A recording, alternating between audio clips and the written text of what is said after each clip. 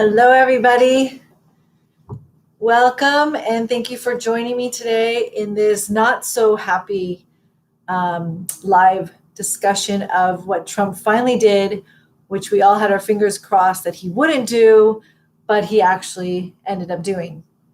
So thank you for joining me. Good morning, good afternoon, good evening, wherever you are in the world.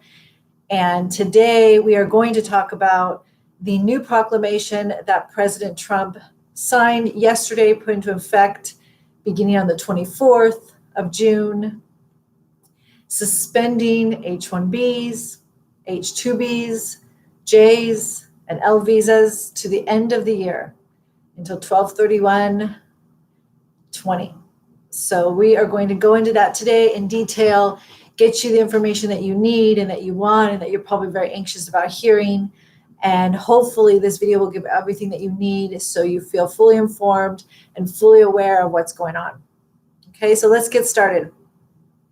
If any of you out there do not know who I am and you're new to my channel on YouTube, my name is Andrea. I am an immigration attorney here in Los Angeles, California. I've been doing immigration for well over almost 20 years.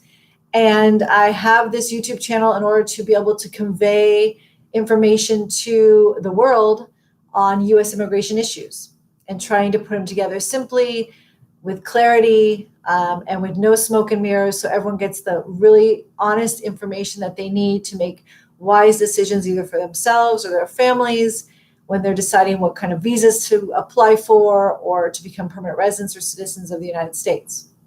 Okay, so if you are new to me, you're not already a subscriber, please make sure you subscribe right now. Hit that bell. And don't forget to hit that notification bell next to the subscribe button so you're notified every time I put out a video. Otherwise, you're not going to know and you might miss a really important one that's coming out, especially right now during COVID-19. Okay, and let's get going. I also wanted to let you all know and remind you that once this live feed is over, the comments that are on the right side, they will kind of disappear or I really can't access them anymore.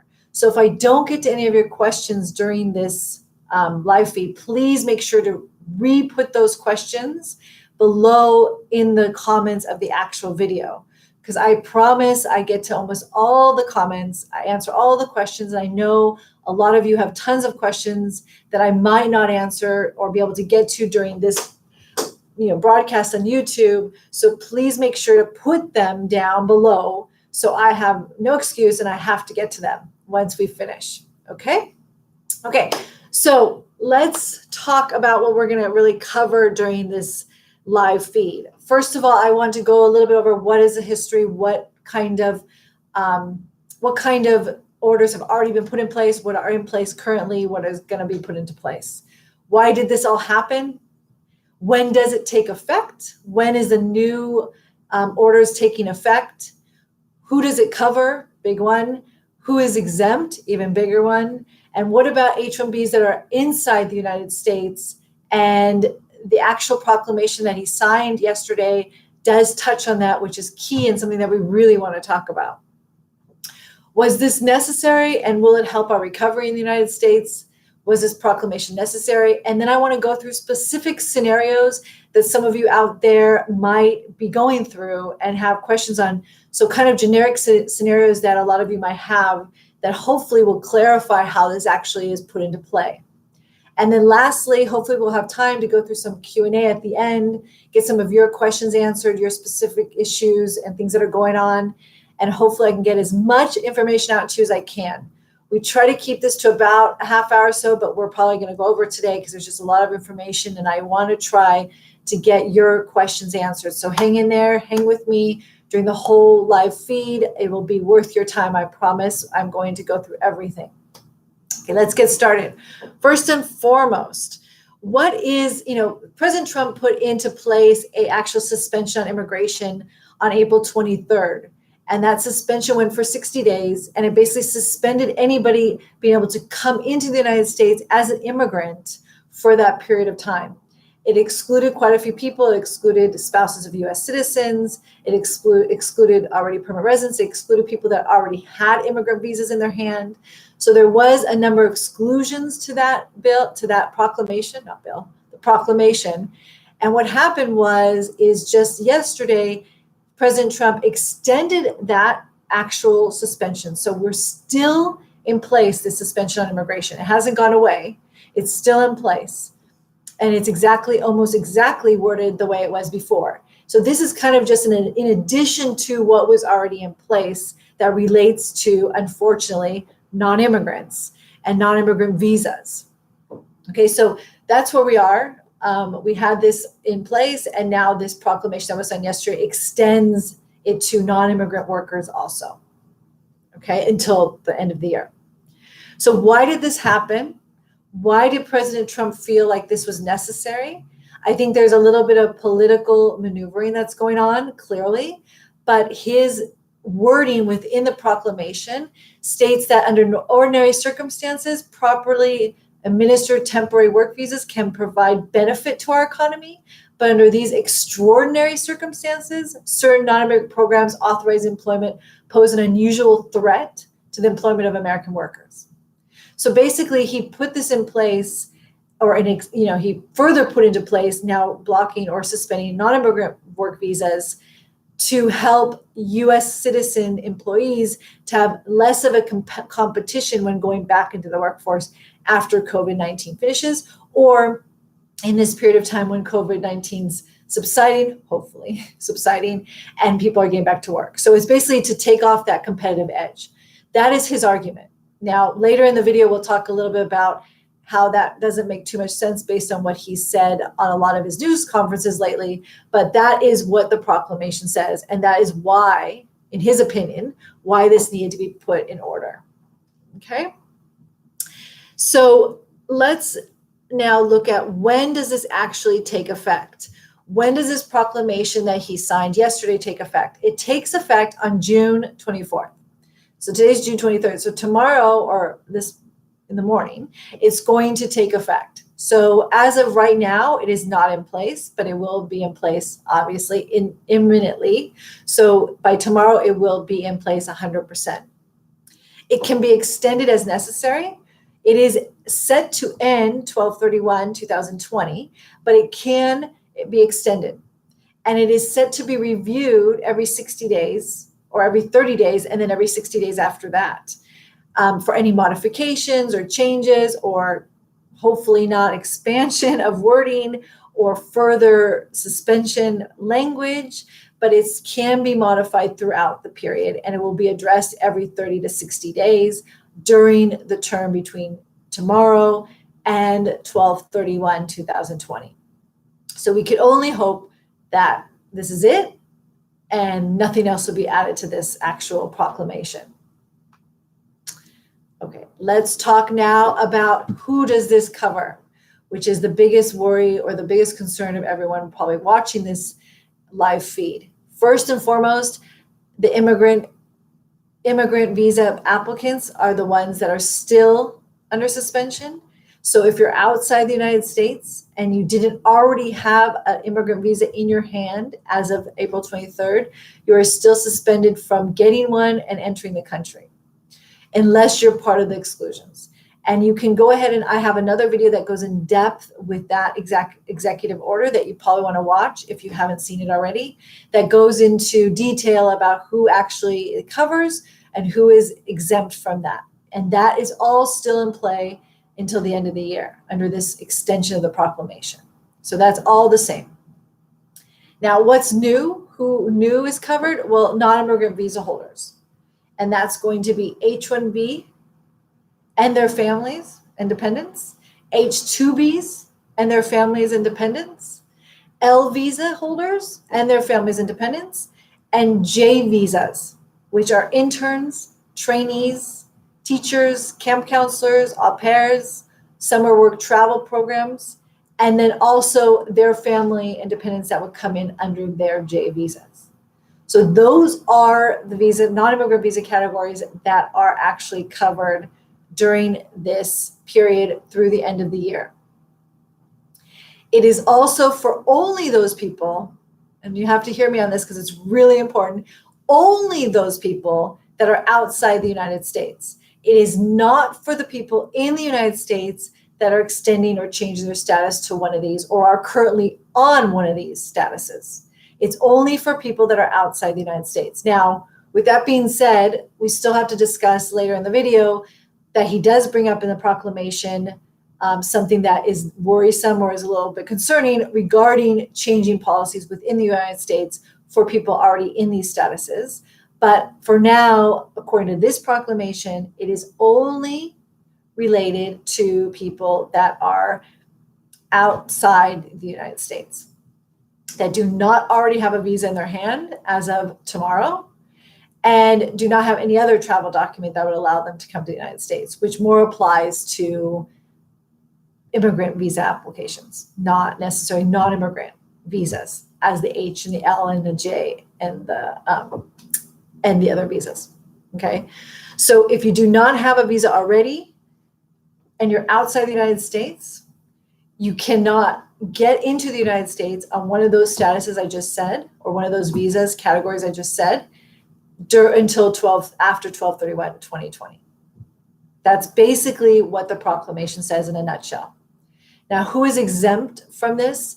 Well, we talk in that other video, we go into detail about who is exempt from the immigrant side of it, people that are also suspended, that are trying to get actual permanent residence or green cards in the United States.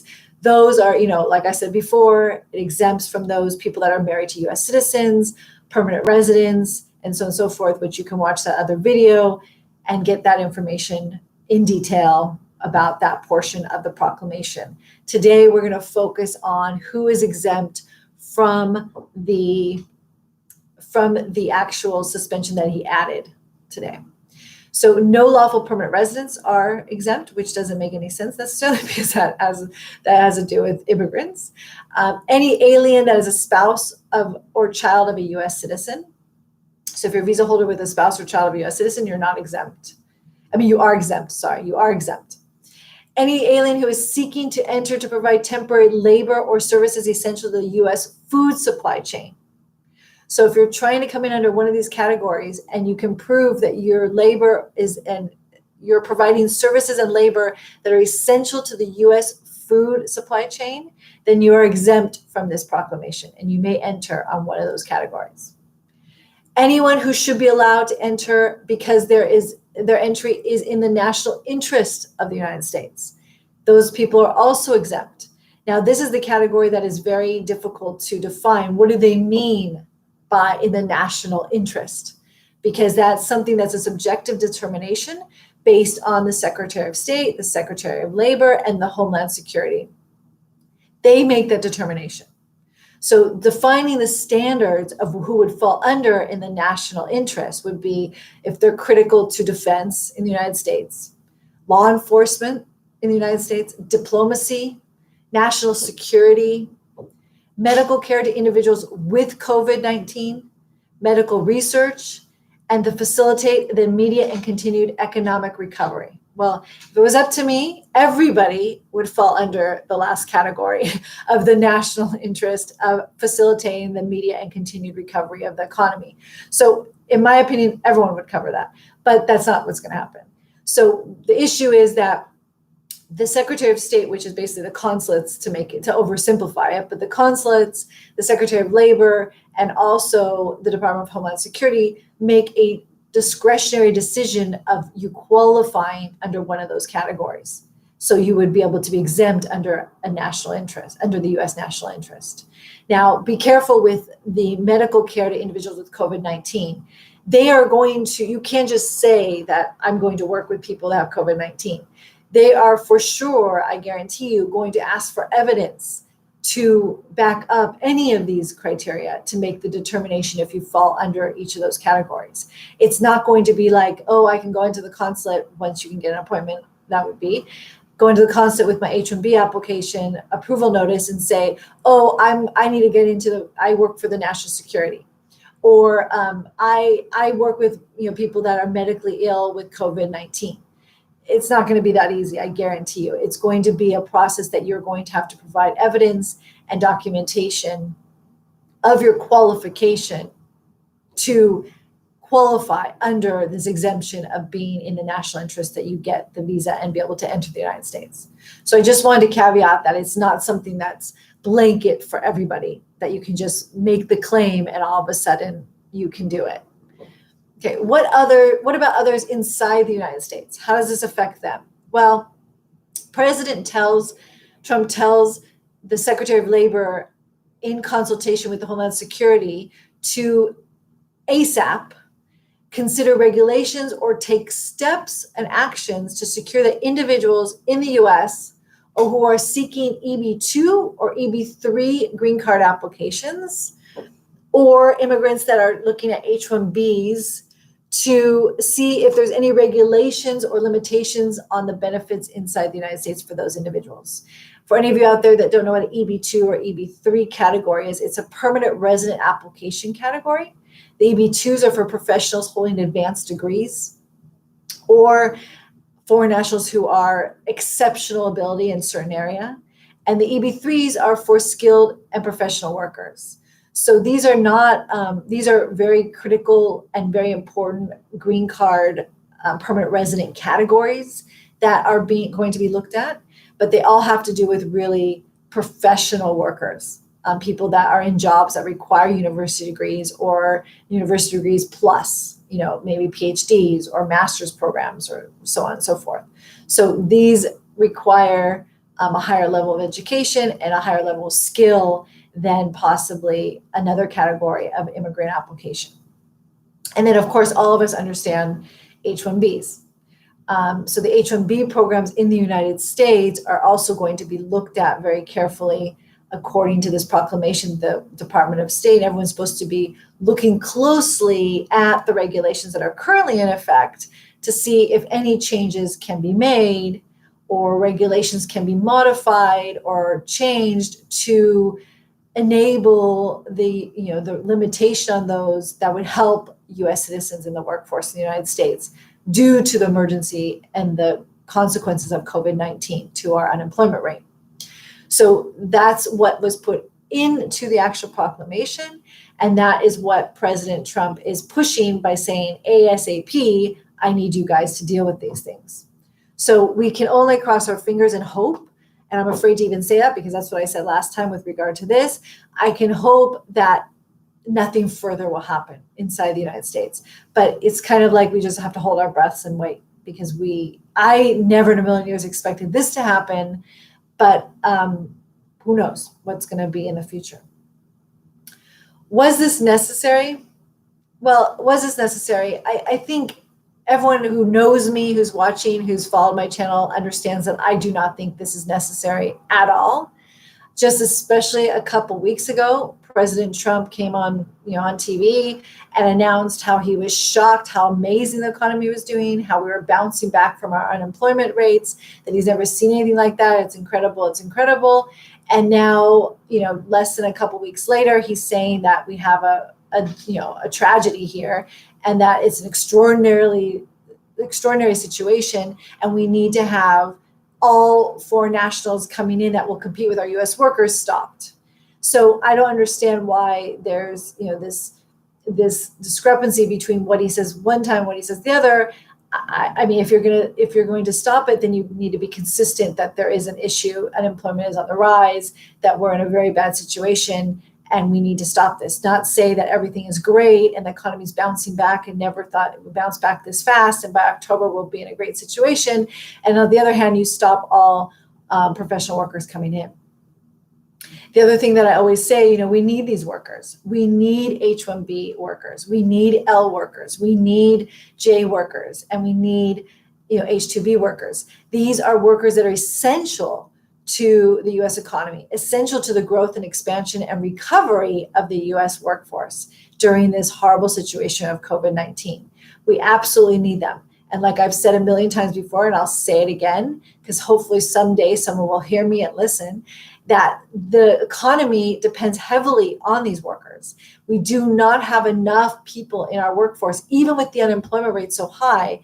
We do not have enough workers in the workforce to cover the positions and have the skills necessary to take these positions, especially in the science, technology, engineering, and math areas. So we need these foreign nationals to come in and actually take these positions to keep us competitive within the world market, to keep us advancing, to keep everything moving in the direction that the United States has been so proud of for so many years. By taking that away, we're only hurting ourselves in the long run. A lot of these people also, because they're here, they create more jobs. If you don't have these people here, then sometimes that will just cause a deficit in other jobs, because some employment situations cause people to get other jobs or no jobs to be created because of the current positions they're in. These positions, most of them are professional positions. They're positions that are not entry-level necessary positions. These are positions for people who have advanced degrees or degrees going into the future. Now, one thing I will tell you that they've talked about, they've tossed around about, not to go back in our outline here, back to where I was, but the discussion about people inside or the regulations that might change around the H-1B program is there is a lot of talk about changing it, that there's like a hierarchy, that the higher paid or the more educated H-1B applicants will then take precedent over maybe people with just a bachelor's degree or a four-year university degree. So the higher the paid job, the higher education required for the job will take precedence over the other ones. So they're trying to, that's what they're talking about a lot when they talk about making changes to the H-1B program in the US itself. So I just want to throw it out there, because as I'm saying that there's not a lot of people to take these jobs, if we're going to do that, it is even less of a pool of people in the United States that can take them. So I think it's something that I say over and over, and I hope that somebody out there listens to me and really does the work to really see what I'm talking about, that, and what many people are talking about. I'm not the only one, that we need these programs for the competitive edge. And it's very sad to me, and I'm sure to a lot of you that are watching, that this would happen and cause such a devastating situation in one of the worst times that we have had from an employment standpoint and from a competitive standpoint and from a worldwide economy standpoint, to take away these jobs that are essential and critical to us recovering and growing as quickly as we can back to where we were before. So hopefully someone will listen and someone will realize fast, and maybe corporate America that employs these people and knows what it takes to get these people in, because it's not an easy situation and it is not a cheap situation for them. They much rather hire US citizens to do these jobs, but they just can't. There's just not enough people to take these positions. So hopefully corporate America will stand up and scream even louder because of this proclamation that happened. That's really going to hurt corporate America more than anybody, and then trickle down to all of us as citizens of the United States that are, dependent on a lot of these companies that are not going to be able to provide the services or the advances that we need to keep competitive. Okay, enough of that. I could talk about that for 3 hours. Let's move on. I wanted to talk about case scenarios, because a lot of you out there are in different situations, and I want to kind of cover more or less a few of the basic scenarios that a lot of you are, and how this proclamation would apply to your particular situation. So I'm outside the US with an approval notice in my hand, but I don't have a visa. Okay, so I'm outside the US, I have an approval notice in my hand of an H1B, it was already approved, and I don't have a visa yet. So what happens? In that situation, you are not, unless you fall under one of the exemptions. All of this is if you fall under one of the exemptions, then you can come in. But we're going to assume you do not fall under one of the exemptions, okay? So if you do not fall under one of the exemptions and you're outside the United States with an H-1B approval notice in your hand, or an L visa approval notice, or a J, or, if you have one of those approval notices and you don't have a visa yet, as of tomorrow, you can't get it. You are now suspended from coming to the United States between now and 12/31/2020. Okay, you're not going to be able to get that visa. And even if you got the visa, you're not going to be admitted into the United States, because you will directly fall under this particular proclamation suspending your entry. Okay.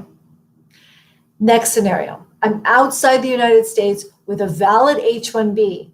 So I have a valid H-1B already in my passport. And I cannot get back before it expires, because of, on top of everything else, we have all our travel bans, right? So I'm outside the United States. I have a valid H-1B in my passport, and I can't get back because of the travel ban. So my employer is dying for me to come back. I need to get back. I want to get back, but I can't get back. and it's going to expire, let's say it's going to expire October 1. Okay, let's just use that as an example. What do I do and how does this affect me?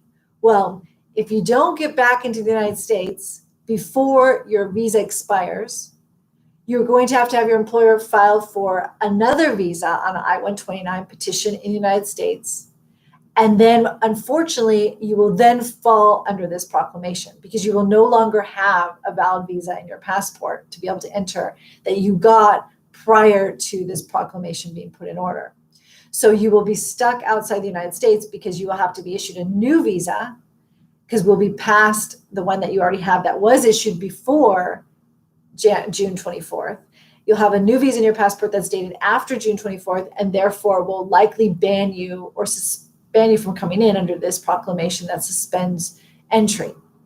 So the goal is to get in the United States as much as you can beg and plead, get back into the United States before that current visa expires.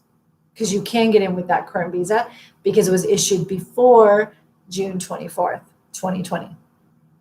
Okay, that's the second scenario, which is probably very common out there because everyone's stuck on travel bans. The third is outside the United States with a valid H1B that doesn't start or become effective until October 1, 2020. Problem. If I already have a valid visa in my passport, the argument is there's a possibility that you will be able to enter the country because one of the exemptions is that I don't have a valid, if you already have a visa in your passport, if you already have an H1B, you're fine. So there's still not clarity for me, at least, that if I already have a visa in my passport, right, even though it's not active until October 1st, 2020, if I already was issued the visa in my passport, is that qualify as an exemption? Or am I excluded from this proclamation because as of June 24th, 2020, I had a visa in my passport? So we still have to get clarification on that. Is that the case? Or does the actual visa have to be dated before June 24th, 2020? Which in my opinion, it likely is going to be that. It's going to be that the visa has to be dated before June 24th, 2020, meaning the actual issue date, the date that you can use it, not if it's not valid until October 1, 2020. I will get back to you on that one. That is a clarification that I really want to see, but I'm pretty sure it's going to be that if you have a visa in your passport, because let's say you were already approved, you were able to get an appointment, which is it's crazy, all these things have to line up, but you already got an appointment, you went to the consulate, you got issued your visa, but the visa doesn't start until October 1, 2020. Would that work if I got my visa before June 24th, 2020? That to me is a little bit of a gray, and that we need to clarify, but unfortunately, it will not work because the visa really is not active. It's not really a valid visa yet until October 1. You could not enter the country today on that visa. It's too far in advance. So unfortunately, probably they will come back and say, no, it had to be issued and dated before June 24th, 2020.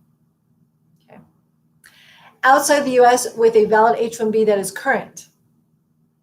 So if I'm outside the United States with a valid H1B that is current and I was issued it before June 24th, 2020, I am good to go and I should definitely be able to come into the country without this proclamation affecting me. So I think it's really important that if you already have a visa in your passport, an L, a J, an H2B, an H1B, and it's valid and you can get back here, get back here. You want to get back to the US on that visa. As hard as it is to get back here, I know for a lot of you, because of the travel bans, you want to get back as soon as possible before that visa expires, so then you will not be subject to this proclamation and you can do anything you need to do in the US.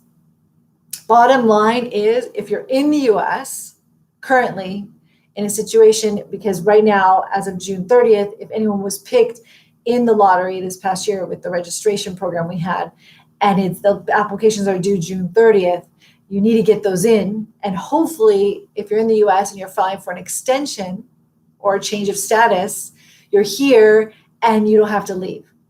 And if you're in that situation, you are not covered. This actual proclamation does not touch you, which is a good thing. So if you're in the United States right now and you have in your hand an extension of status or a change of status, or there's one pending for you, or someone's going to apply one for you, you're fine. This Proclamation does not touch you. It's not something that you're going to have to worry about at this time. Okay, so that's really good news for anyone that can stay here and not have to leave. But we have so many issues that go along with that, which a lot of you are aware of, with OPT ending and cap gap issues and so on and so forth. You want to hopefully try really hard to make sure that you don't have to leave the country and that you time things properly and stay way ahead of the ball, especially right now, in getting your employers to file extensions of statuses and change of statuses as soon as possible. Okay, as soon as possible that you can, so you have no issue and you have no problem staying in status and staying inside the United States in that protective bubble that is not touched by these proclamations that have come out. Okay, there's a couple other little things I want to just mention that came out of this that's not necessarily not necessarily something that I want to go in depth about, but I think you need to understand that there are other little provisions that are in this proclamation that focus or that push entities in the United States, like the Department of Labor, for example, to look into companies to make sure that they are following the rules of the labor certification, the application, the LCA.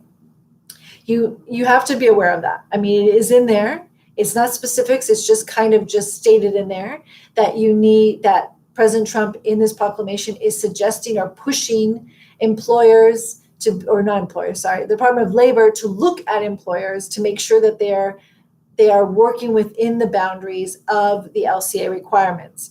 And also making sure that they did their proper recruitment, that they made sure that they offered the job to US citizens before, to make sure so on and so forth that's listed on the LCA and that's signed for by the employer on the LCA, that those rules are being followed. I know that this is a touchy subject because a lot of people are in weird situations. A lot of employers are in horrible situations where they've had to furlough employees and H1B employees especially, or L visas. They're kind of in furlough and they're not supposed to be here if they're not working. You have to be very careful because the next side of this could possibly be that the Department of Labor are going to start doing audits on companies, and they're going to go after companies to make sure that the LCAs are being followed. And the attestations that were made by the employers when they signed those LCAs are actually intact and, in order.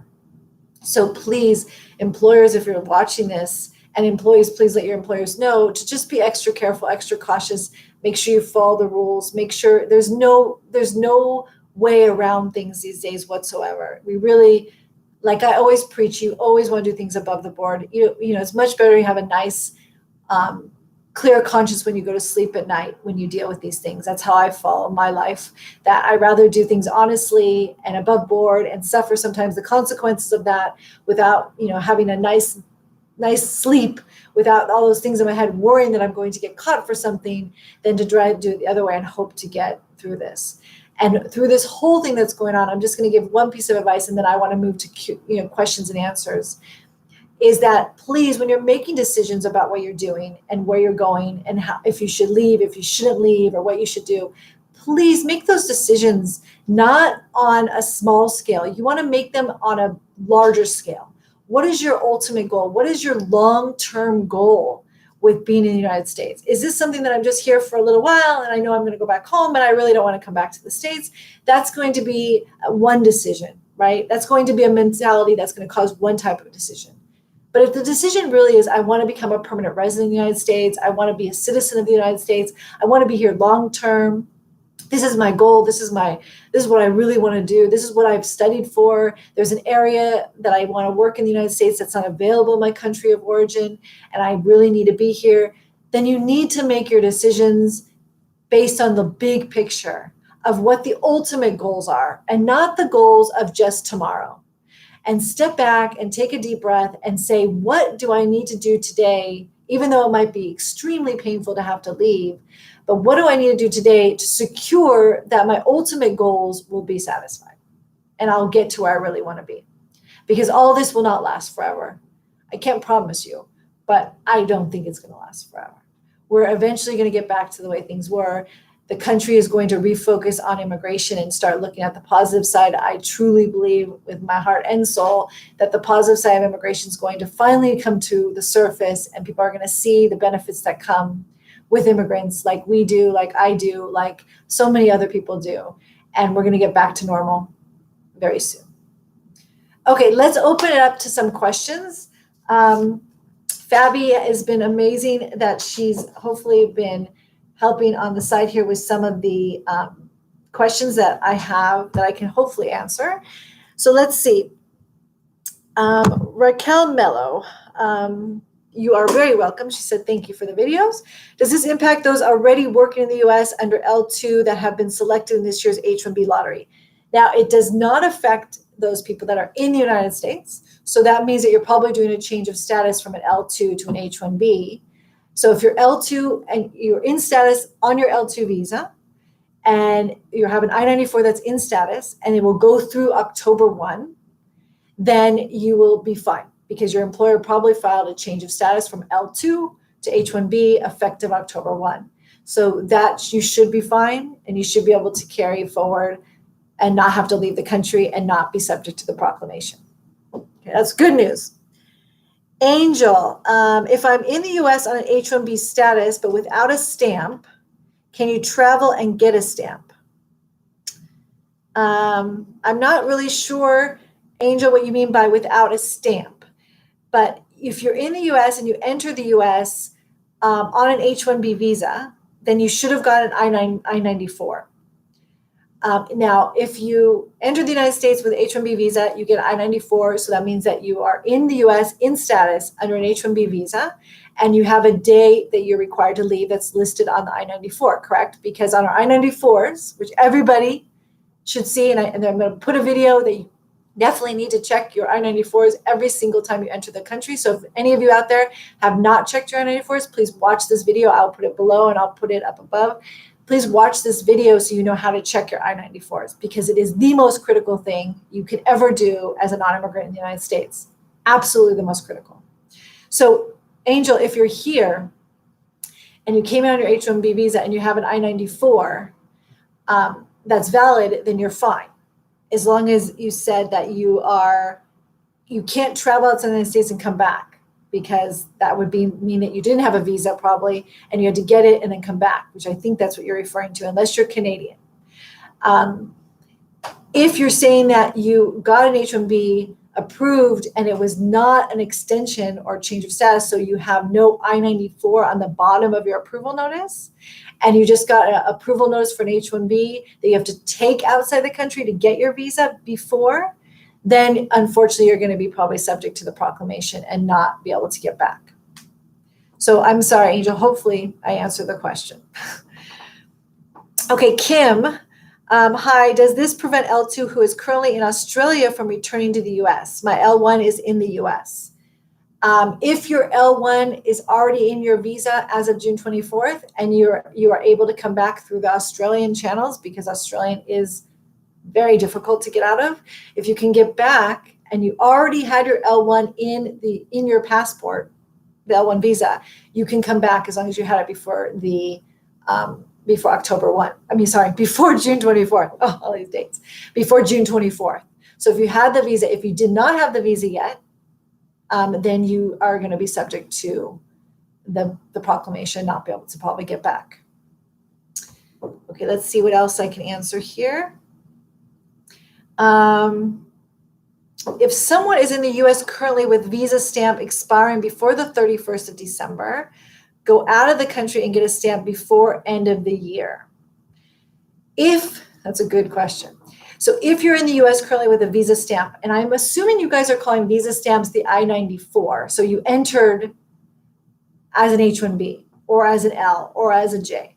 So if that stamp actually expires before December 31st, 2020, then likely that visa expired before 12/31/2020. So if that visa expired before 12/31/2020 and your I-94 stamp or the stamp in your passport expires before then you absolutely need to tell your employer to extend or change your status before that expires. So you do not have to leave the country to get a new stamp or a new visa to re-enter. Because if you leave the country and this proclamation gets extended, you're not going to be able to come back because it's going to be a new visa that you're trying to enter on. So you want to be careful, because if your stamp or I-94, whatever, I think you guys are calling the stamp that's in your passport, which is really in conjunction or is related to your actual I-94, if that stamp is expiring before 12/31 and you have the same employer, or you have a different employer, please file for the change or extension of that status before it expires, so you don't have to leave the country. Okay. Another thing that you want to remember is, if you haven't filed already, which you probably have because it's so close to the end of the month, but if you haven't filed for your H1B and your employer has the choice between filing for extension of status or change of status to the H1B versus consular processing outside the United States, they want to choose extension or change of status if it's available to you, if you have status through October 1.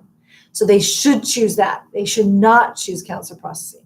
And if they chose consular processing already, you might, and it hasn't been approved or nothing has happened with that yet, you might want to call your employer and say, can you change it to a change of status if you're able to? I mean, if you have status that allows you to do that. Okay. A couple more. So if someone is in the U.S. currently with a visa stamp expiring before the 31st, oh wait, we did that one. Sorry, everybody. I'm reading the same one. Okay, Gassan, sorry if I pronounced that wrong. I'm currently in the U.S. with a valid stamped visa. Can I travel tomorrow and return next week? It would all depend on the type of visa you're traveling on. If you're traveling on one of those types of visas, you're not going to be allowed back in unless your visa was already issued before June 24, 2020.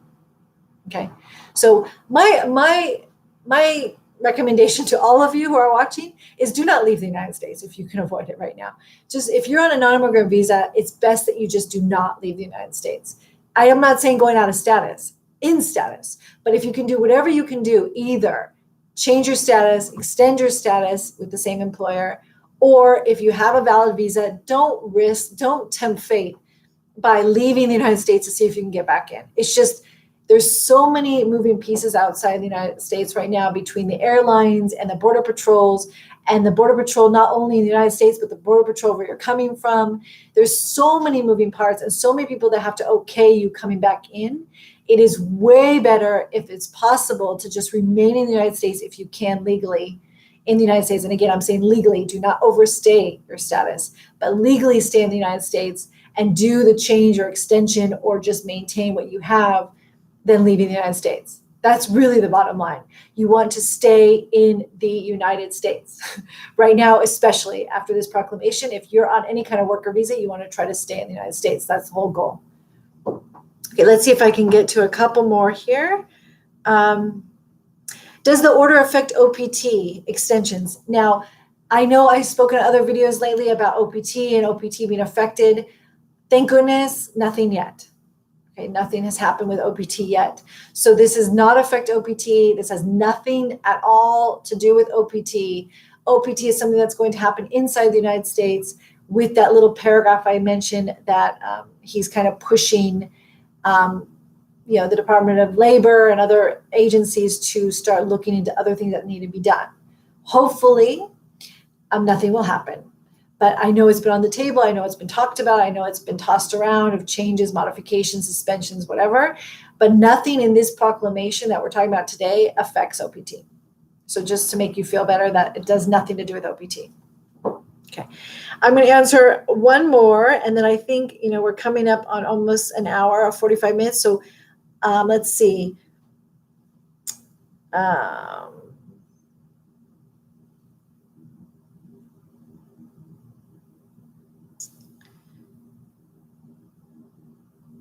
So Angel verified. Thank you, Claire. Angel clarified that the stamp we mean is the actual visa. Some of us have the approval notice and have been working on H1B status, but not with an actual visa on our passport, right? So that is the actual visa. You're talking the stamp. You need the stamp in order to get back into the country. And if the stamp was not already in your passport, you can't get it and come back if it was issued after June 24th. So hopefully that clarifies that. Okay, will this order prevent F1s on OPT obtain H1B within the US? Absolutely not. This is not saying that you can't get an H1B. It's saying that if you are outside the United States and you don't have an H1B in your hand, or an L or a J or an H2B before June 24, 2020, you can't get it, or you can't enter the country with it, with another one. So if you're in the country in F status, in valid F status and OPT, and you qualify for cap gap if you need it, and you're applying for a change of status from the F1 to an H1B, you're fine. As long as you don't have to leave the country, just make sure whoever's applying for you files a change of status application inside the United States, as opposed to consular processing. They're going to pick up the visa outside. They absolutely need to do that. Make sure that that is a chosen option, not that you're going to notify a consulate abroad to come pick up the application. You need to make sure that it's a change of status or an extension of status of the person that's already in the country. Okay. One last piece of advice I'm going to give you, and then I'm going to close this out. Please remember, by the way, do not forget, if I did not get to your question, I'm really sorry. We have to keep this to somewhat of a limited period of time. Please put those questions below down in the comments. Do not forget, and I promise I will get to them and I will be able to answer them. And if I can't answer them, I will get the answer I can to get back to you. I promise. So make sure you put lots of comments below. Also, if any situations you're going through during this process, it's always helpful to help other people that are going through this, to put your experiences down below. If you've had issues at the border, or you've had issues getting a visa abroad, or you had an H1B or an L or a J and you couldn't get into the country with it, what happened and how did you deal with it? So please don't forget to put as much comments as you can below, not only for me to answer, but also to help other people that are going through the same situations that you are. We're all in this together, okay? What I wanted to say is just make sure that when you're doing things that you're taking, like I said, look at the big picture, but more importantly, make sure that you're making the right elections on the applications, and that you do everything possible, like I said over and over in this video, to stay in the United States as opposed to leaving the United States and then trying to come back in, even if you know for sure you can do it. Because we've had lots of clients stopped by airlines and border patrols and all types of people, and they couldn't get back in, even though they were qualified 100% to get back in. And it took a lot of energy and a lot of time and a lot of aggravation and stress to get them back here. So the best thing I can advise to all of you out there is, one, when you make decisions, look at the big picture. Don't just look at tomorrow, because if you want something that's going to affect you for the rest of your life, you don't want to make a decision that's rash, that's going to hurt you for your future goals. And two, if you can stay in the United States in legal status, it's better to do that right now than to try to travel abroad and risk not being able to get back in. Okay? I wish you all the best of luck. I'm here for you, and we're all in this together. And I really hope that this is just a little tiny blip on the big screen that we'll get through quickly and hopefully as painlessly as possible. Again, thank you all for listening, joining me today. I will continue to do videos. Please, if you haven't subscribed already, subscribe right now so you don't miss any future ones, and hit that bell that's right next to the subscribe button so you make sure that you're notified every time a video comes out. I will try also, if you're watching this after the fact, if you're rewatching this, I'm going to try to put time codes in the description below. Also, for any of you that want to re-reference back what I said for the different things we talked about during the video, so you don't have to watch the whole 45 minutes to get to the part that concerns you.